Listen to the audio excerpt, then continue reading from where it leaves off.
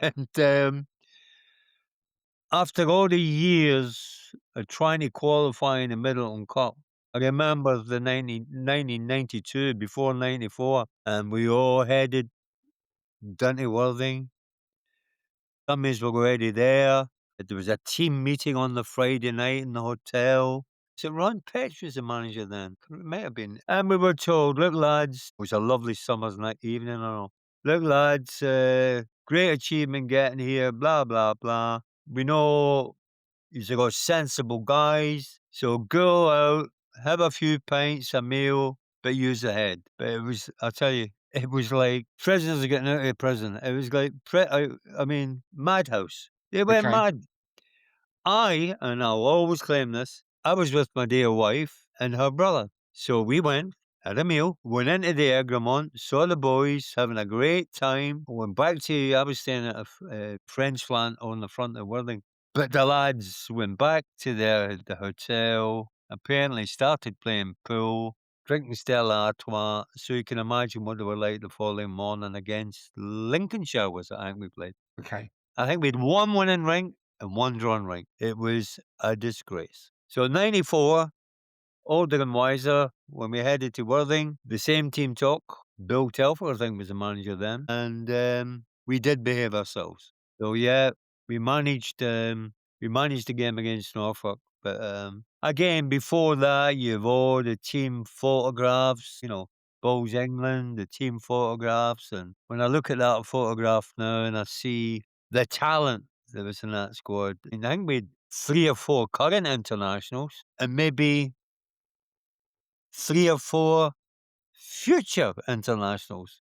I mean, very strong team. The So thing I you did remember that day, and before the semi-finals, we heard all them. We were getting our photographs taken. We heard all this shouting and banging of drums, and I thought, "What the?" So what's going on? So we looked at, and you had these banners coming through the gates at Worthing, and big behind them, and it was the Devon team right, okay. who had reached Worthing for the first time in yonks because Somerset were the governors for years and years, right? And Cumbria beat them in the semi-final, but it just shows you Devon were a sign of things to come. So you beat Norfolk, and was the final the same day or was it the next day? Yeah, Or played Cumbria and you led the whole game up until the last 3 ends, and you just couldn't hold on. So did you just go out and play normally in terms of the same rinks? And did anyone go out and have a drink that afternoon, or were they that not at focused? all, not at all. When you finish the morning semi-final, you're invited up to lunch Okay, in Worthing, so that never happened. If you wanted a beer, of course, you could have had one. I mean, in the old days, we always said, the selectors always said, you can have a maximum of 2 pints before the game. So, 2 drinks before the game. But anyway, no, of course, the beer tents and all that were there, but no, we had lunch and a walk round and try to get yourself mentally attuned. What was the difference? I mean, don't forget, Cumbria were a very strong county. I mean, we played the great John Bell, who was an England okay, international yeah.